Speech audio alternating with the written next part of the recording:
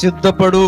దేని కొరకు? క్రీస్తు యొక్క రాకడ కొరకు. ఎందుకంటే కాలము సమీపించబడింది. యేసు ప్రభు అని ఆయన తిరిగి వస్తున్నాడు. ఆయన భూమి మీద ఏదైతే ప్రకటించాడో అది నెరవేర్చడానికి.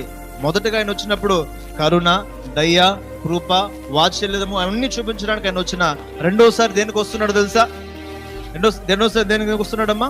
తీర్పు తీర్చడానికై. ఎవడెవడు ఏ క్రియలు చేస్తాడో ఆ క్రియలన్నిటినీ ఏం చేయాలంట? తీర్పు తీర్చడానికే దేవుడు వస్తున్నాడు. అందుకే అంటున్నాడు, నీవు సిద్ధపడు, నీవు సిద్ధపడు. తర్వాత ఏం చేయాలి? నీ సహోదరుని సిద్ధపరచు, నీ సంఘాన్ని సిద్ధపరచు, నీ ప్రాంతాన్ని సిద్ధపరచు. యేసు ప్రభువు మనకు చెప్పిన ఆజ్ఞ ఏంటి? ప్రతి ఒక్కరి దగ్గరికి వెళ్ళి ఏం చేయాలంట?